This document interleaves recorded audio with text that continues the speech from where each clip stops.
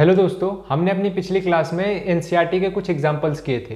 तो आज हम अपनी क्लास में एक्सरसाइज 1.2 करेंगे जिसमें हमें नंबर्स को इरेशनल प्रूव करना है। तो आइए शुरू करते हैं। हमारा जो फर्स्ट क्वेश्चन है वह है प्रूव दैट √5 इज इरेशनल। हमें √5 को क्या प्रूव करना है? इरेशनल।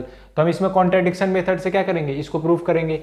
सबसे पहले क्या करते हैं, हम मान लेते हैं कि let us assume to the contrary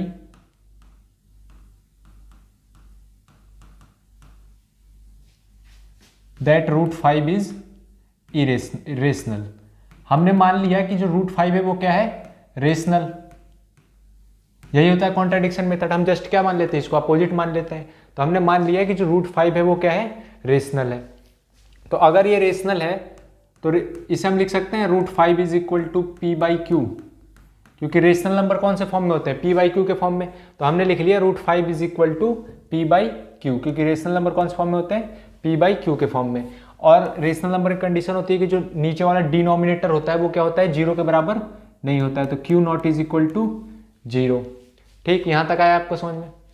अगले स्टेप में क्या करेंगे, हम मान लेंगे कि p और q के पास कॉमन फैक्टर है। एक के अलावा भी एक कोई ऐसा है नंबर जो इसका कॉमन फैक्टर है दोनों का। हमने मान लिया कि जो p और q है इसके पास कोई कॉमन फैक्टर है। हमने मान लिया कि वो कॉमन फैक्टर क्या है? x। ये मान लिया। अब अगर ये कॉमन फैक्टर है तो हमने क्या किया कि ये जो दोनों कॉमन फैक्टर है इसको डिवाइड करने के बाद एक कोई नंबर मिलेगा।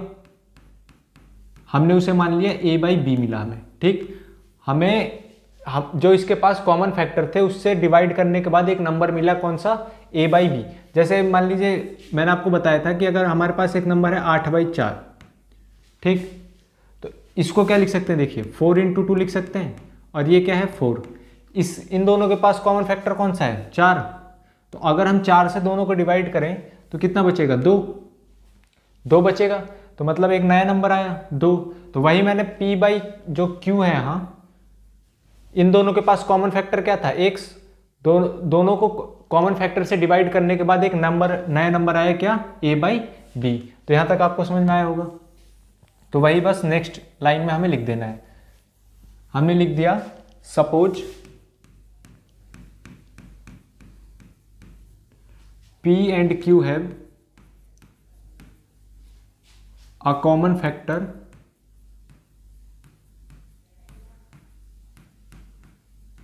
other than 1। तो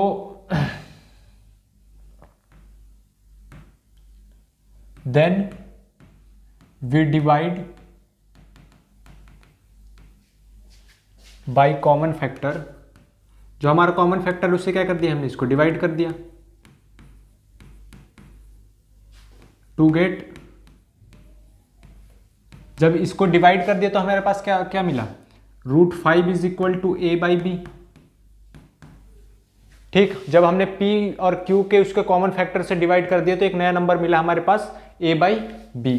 और अगर इसके पास जो कॉमन फैक्टर थे उससे हमने डिवाइड कर दिया तो अब इसके पास कॉमन फैक्टर नहीं बचा कोई सा भी एक के अलावा। तो अगर इसके पास कॉमन फैक्टर नहीं है तो a और b का क्या है यहाँ? को प्राइम। तो लिख देंगे where a and b are को प्राइम।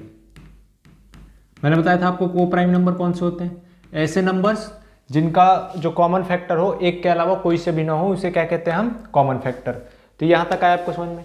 इसके बाद नेक्स्ट स्टेप में क्या करेंगे? देखिए ये b इधर डिवाइड में इधर जाएगा तो क्या हो जाएगा? मल्टीप्लाई में। तो b√5 is equal to a, ये लिख सकते हैं।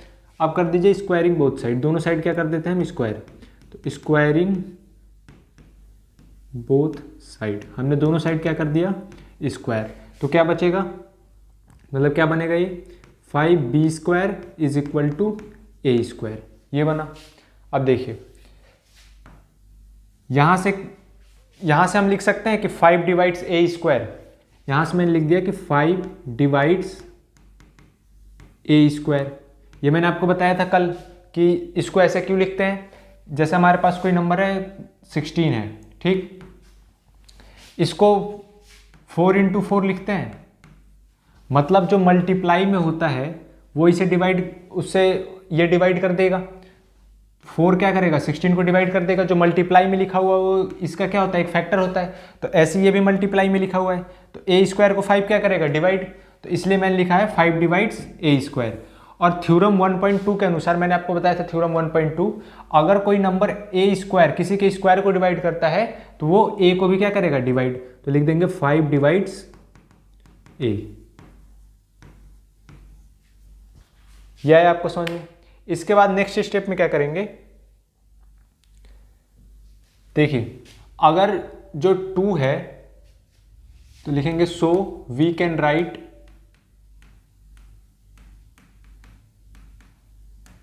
जो 5 है, सॉरी जो 5 है वो क्या कर रहा है, ए को डिवाइड, तो 5 में कुछ मल्टीप्लाई करेंगे तो तभी तो क्या आएगा, ए आएगा।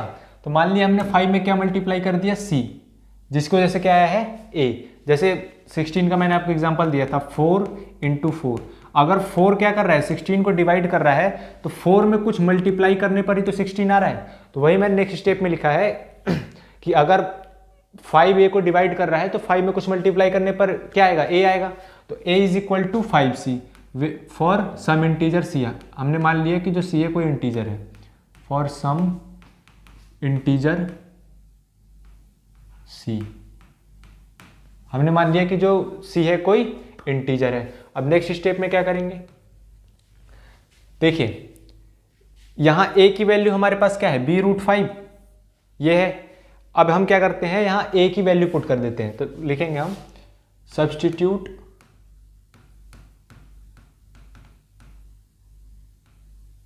The value of a। हमने यहां पर a की वैल्यू पुट करते हैं।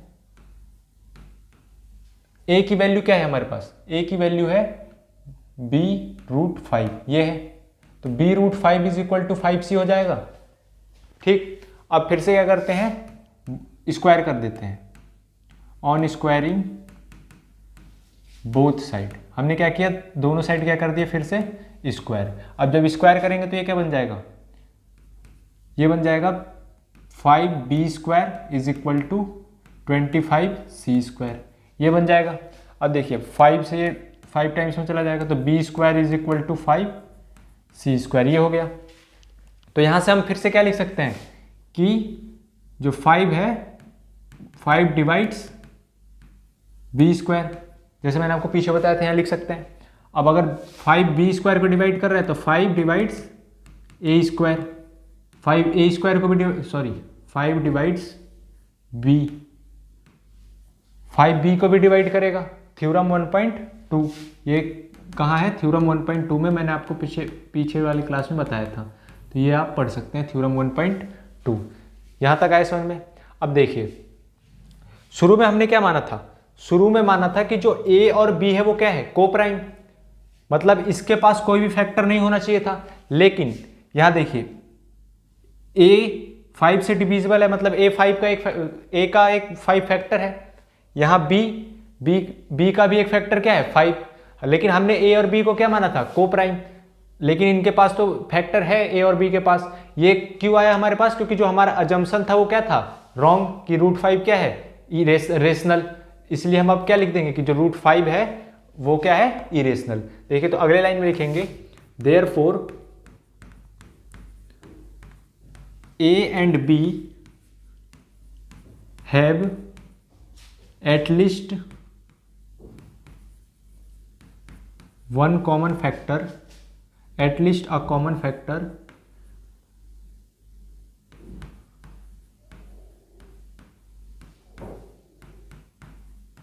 5, मतलब a और b के पास कम से कम एक कॉमन फैक्टर है, कौन सा है, 5। तो लेकिन हमने शुरू में क्या माना था कि a और b क्या है, कोप्राइम, लेकिन इसके पास तो क्या निकल गया, एक फैक्टर। तो लिख देंगे but this contradicts the fact that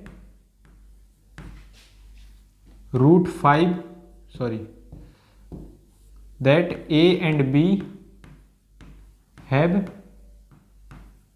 b are coprime. ये तो जस्ट उसके अपोजिट हो गया कि हमने माना था कि a और b क्या है, कोप्राइम, लेकिन इसके पास क्या निकल गए, फैक्टर। तो लिख देंगे this contradiction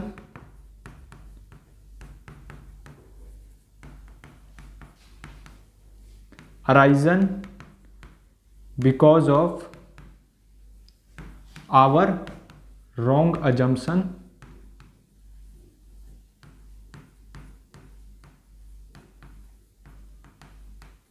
that root 5 is rational. हमने जो माना था कि जो रूट 5 है वो रेशनल है, वो हमारा जम्पशन क्या है, wrong. So we conclude that, तो इसलिए हम मानेंगे कि जो रूट 5 है वो क्या है, इरेशनल है। तो ऐसे हम प्रूफ करते हैं इरेशनल। या ये यहाँ तक आया होगा आपको समझ में। अब आते हैं हमारे नेक्स्ट क्वेश्चन की तरफ। अब जो हमारे पास नेक्स्ट क्वेश्चन है वो है prove that 3 + 2 root 5 is irrational. हमें प्रूव करना है कि 3 + 2 रूट 5 क्या है, इरेशनल। तो इसे भी सेम कॉन्ट्राडिक्शन मेथड से करेंगे। तो ये देखते हैं इसको कैसे करते हैं।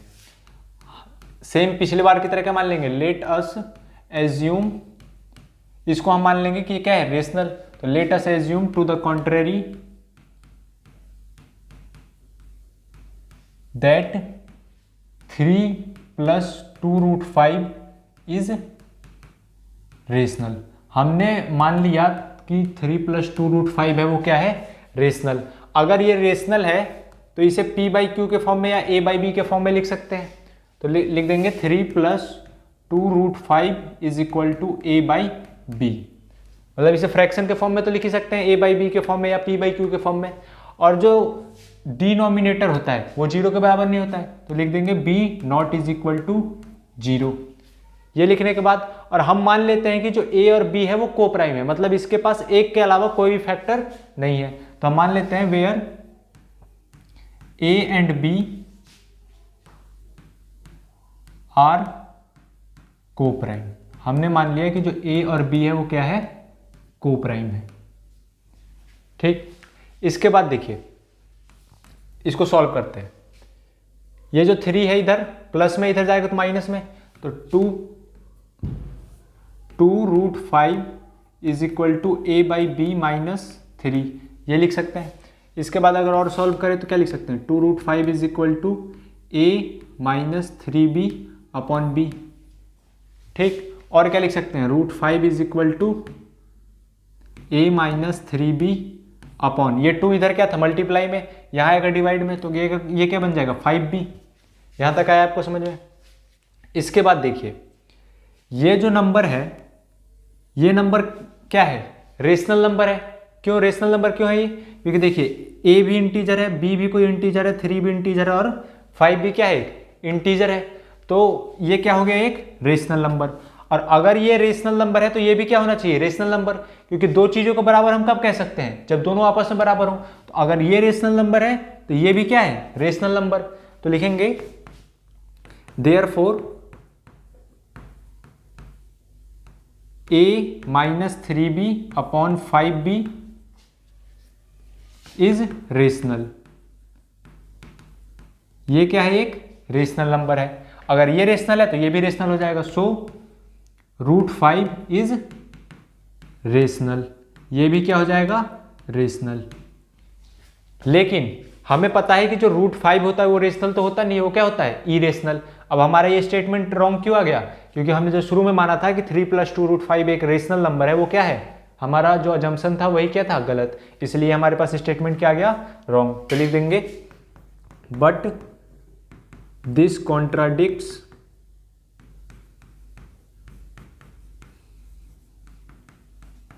the fact that root 5 is irrational. लेकिन रूट, ये इस स्टेटमेंट के क्या है, जस्ट अपोजिट, की रूट 5 क्या होता है, इरेशनल। तो लिख देंगे this contradiction arisen because of our wrong assumption. ये कॉन्ट्राडिक्शन क्यों अराइज हुआ, क्योंकि हमने, हमारा जो अजम्पशन था वो क्या था, गलत।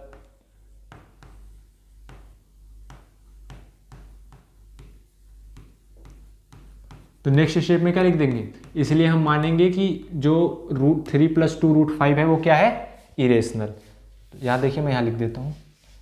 इसके बाद आप यहाँ से लिख सकते हैं सो वी कंक्लूड दैट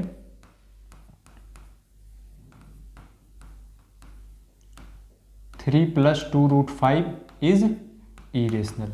तो हमने क्या मान ली, अब हम क्या मानेंगे कि जो root three plus two root five है वो क्या है, इरेशनल।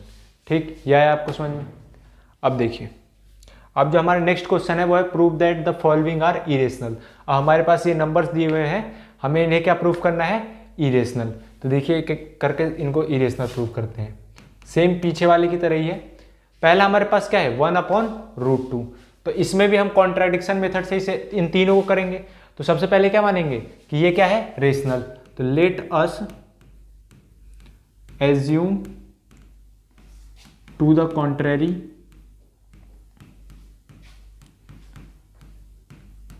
That 1/√2 is rational. हमने मान लिया कि जो 1/√2 है वो क्या है, एक रेशनल नंबर है।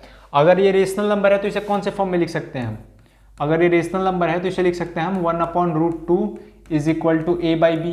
a/b के फॉर्म में लिख सकते हैं या p/q के फॉर्म में। और हमें पता है कि जो रेशनल नंबर होते हैं उनका डिनोमिनेटर 0 के बराबर नहीं होना चाहिए, तो लिख देंगे b not is equal to 0।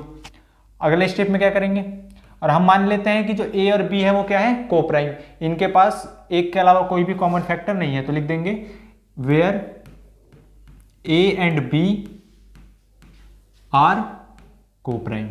हमने मान लिया कि जो a और b है वो क्या है, कोप्राइम। ठीक, अब नेक्स्ट स्टेप में देखिए, यहां से क्या हो जाएगा, अगर इन दोनों को हम रेसिप्रोकल कर दें तो ये क्या बन जाएगा, √2 is equal to b/a। Reciprocal मतलब उल्टा कर दिया, इन दोनों को क्या कर दिया हमने, रिवर्स। तो √2/1 हो जाएगा ये, और ये b/1, ये √2/1 हो जाएगा, और ये b/a। ये यहां तक आया आपको समझ में। तो ये देखिए b और a क्या है, b/a क्या है, एक रेशनल नंबर। b/a क्या है, एक रेशनल। तो अगर ये रेशनल है तो ये रेशनल होना चाहिए, क्योंकि दोनों क्या है, बराबर। और दोनों चीज बराबर कब होंगे, अगर ये रेशनल है तो ये भी क्या होना चाहिए, रेशनल। तो यहां से लिखेंगे हम therefore b and a are, therefore b/a is rational। b/a है वो क्या है, एक रेशनल। सो जो √2 है वह वो क्या होना चाहिए, रेशनल। तो सो √2 इज रेशनल। तो √2 भी क्या होना चाहिए, रेशनल। लेकिन हमें पता है कि जो √2 होता है वो रेशनल तो होता नहीं, वो क्या होता है, इरेशनल। ये हमारा जो स्टेटमेंट आ गया कि क्यों गलत आ गया, ये गलत क्यों आया, क्योंकि हमने शुरू में जो माना था वो अजम्पशन हमारा क्या था, रॉन्ग। तो सीधे लिख देंगे but this contradicts the fact that √2 is irrational. अब ये इस स्टेटमेंट के क्या है, जस्ट अपोजिट है। ठीक, या इसका अपोज करता है ये स्टेटमेंट। तो ये स्टेटमेंट हमारे पास क्यों आया, क्योंकि हमने जो हमारा अजम्पशन था वो क्या था, रॉन्ग। तो दिस कॉन्ट्राडिक्शन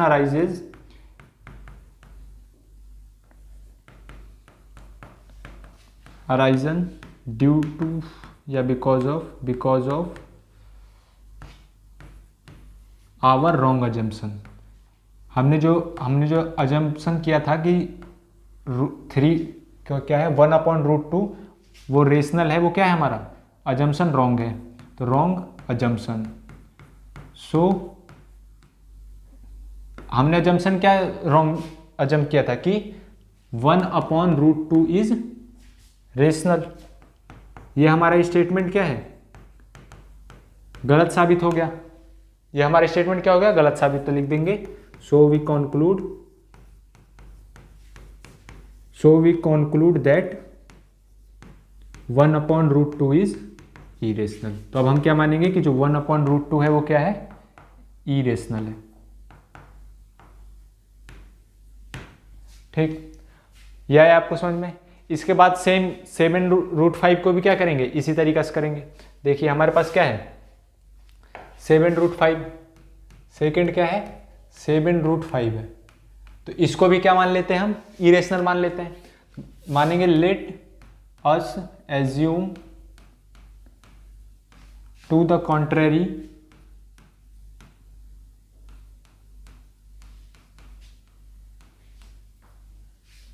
दैट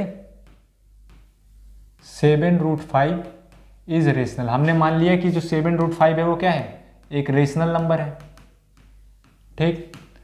और अगर 7√5 रेशनल है तो इसको हम कौन से फॉर्म में लिख सकते हैं, सो 7√5 is equal to a/b, a/b या p/q के फॉर्म में लिख सकते हैं।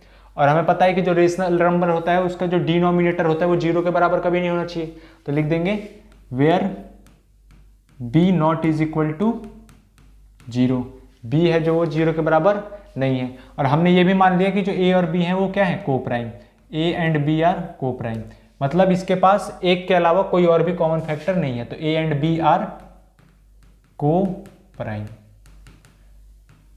ठीक। इतना हमने मान लिया।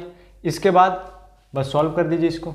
देखिए अगर 7 इधर क्या है, मल्टीप्लाई में इधर जाएगा तो डिवाइड में हो जाएगा, तो लिख सकते हैं इसको √5 इज इक्वल टू a/7b, ये लिख सकते हैं। अब इसके बाद देखिए ये जो a/7b है ये क्या है, रेशनल नंबर है। क्यों, क्योंकि a भी इंटीजर है, b भी इंटीजर और 7 भी क्या है, इंटीजर। अब ये क्या है, एक रेशनल नंबर। अगर ये रेशनल नंबर है तो ये भी क्या होना चाहिए, एक रेशनल नंबर, क्योंकि दोनों बराबर है, तो ये रेशनल है तो ये भी क्या होना चाहिए, रेशनल।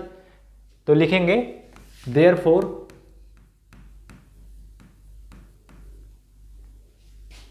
a/7b is rational. ये रेशनल क्यों है, क्योंकि a, b और 7 तीनों क्या है, इंटीजर है, तो लिखेंगे a, b and 7 are integer.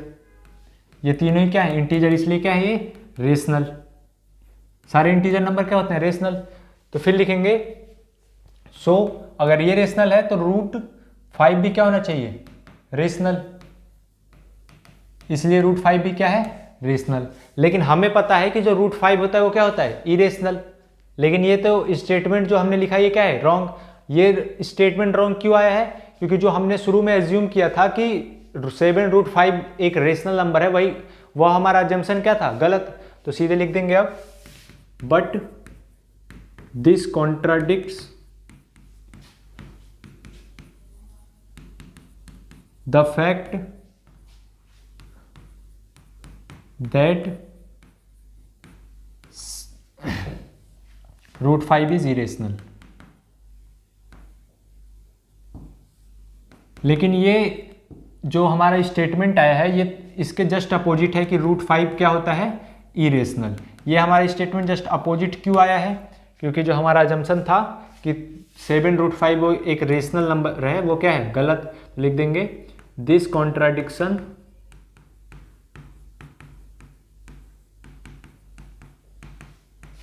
arisen because of our wrong assumption। ये कॉन्ट्राडिक्शन हमारा क्यों अराइज हुआ, क्योंकि हमने जो एज्यूम किया था कि 7√5 है वो क्या है, रेशनल, वो हमारा assumption क्या था, रॉन्ग।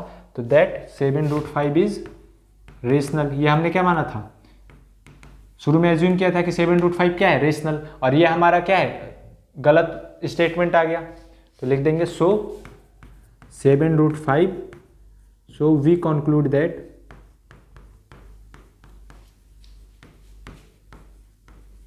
(7√5 is irrational.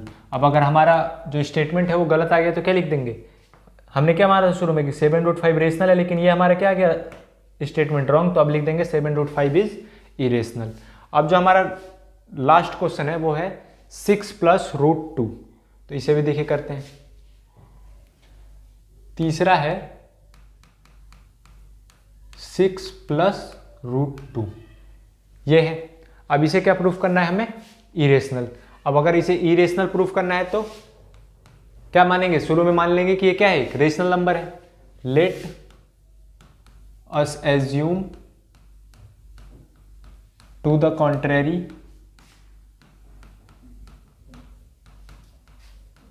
that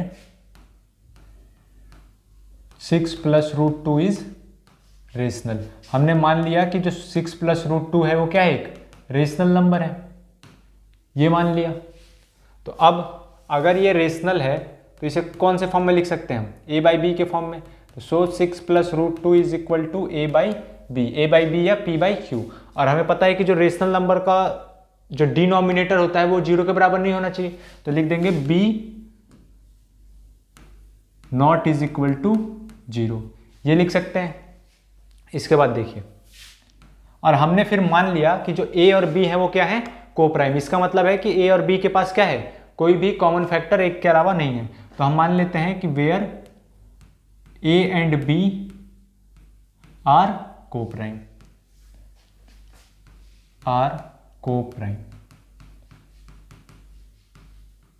हमने मान लिया कि जो a और b है वो क्या है, को प्राइम। तो अब इसके बाद सीधे सॉल्व कर दीजिए इसको। ये 6 क्या इधर प्लस में, इधर जाएगा तो माइनस में, तो क्या लिख सकते हैं, root two is equal to a by b minus 6, ये लिख सकते हैं। अब अगर इसको सॉल्व करें तो क्या आएगा, देखिए a माइनस 6b अपॉन में b, ये आ सकता है, ये आएगा।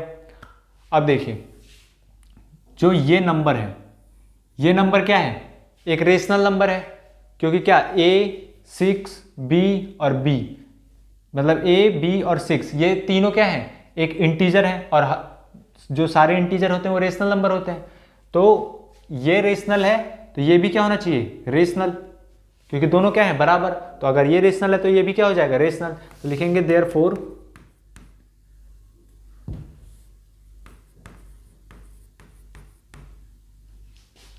a minus 6b upon b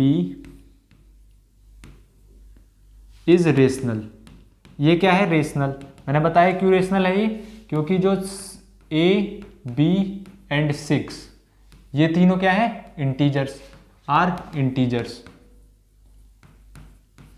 सो अगर ये रेशनल है तो ये भी क्या होना चाहिए, रेशनल। तो so root two is rational, तो ये भी क्या होगा, एक रेशनल। तो मैंने ये लिख दिया रूट टू इज रेशनल। इतने के बाद ये तो लिख दिया कि हमने जो रूट टू है वो क्या है, एक रेशनल, लेकिन हमें पता है कि जो रूट टू होता है वो क्या होता है, एक इरेशनल नंबर होता है। तो ये स्टेटमेंट हमारा क्या हो गया, रॉन्ग। ये स्टेटमेंट रॉन्ग क्यों हुआ, क्योंकि जो हमने शुरू में माना था कि जो 6 प्लस रूट टू है वो एक रेशनल नंबर है, ये अजम्पशन क्या है हमारा, रॉन्ग। तो लिख देंगे but this contradicts the fact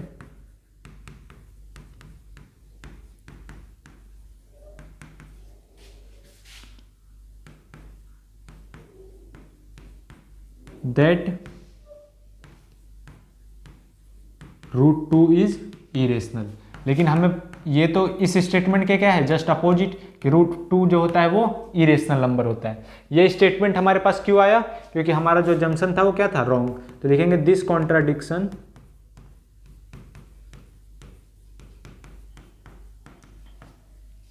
arisen because of our wrong assumption. हमारा जो अजम्पशन था वो क्या था, रॉन्ग। हमने एज्यूम क्या किया था कि जो 6 प्लस रूट टू है वो क्या है, एक रेशनल नंबर, ये हमने एज्यूम किया था। लेकिन ये अजम्पशन क्या है, गलत। तो लिख देंगे so we conclude that 6 plus root two is irrational. तो अब हम क्या मानेंगे कि जो 6 प्लस रूट टू है वो क्या है, एक इरेशनल नंबर, क्योंकि हमारा जो अजम्पशन था वो क्या था, रॉन्ग, कि ये रेशनल नंबर है। तो ये हमारे इस चैप्टर का आखिरी एक्सरसाइज था। ये आपके एग्जाम पॉइंट ऑफ व्यू से क्या है, बहुत ही ज़्यादा इंपॉर्टेंट है, क्योंकि इस चैप्टर से इसी तरीका के क्वेश्चन आते हैं हमें इरेशनल प्रूफ करने के लिए ज़्यादातर। तो ये आपके लिए बहुत ज़रूरी है, इसे एक बार ध्यान से आप खुद से कीजिएगा। तो मिलते हैं नेक्स्ट क्लास में। आगे वाली क्लास में हम एक नया चैप्टर चालू करेंगे जिसका नाम है पॉलिनोमियल्स, चैप्टर 2।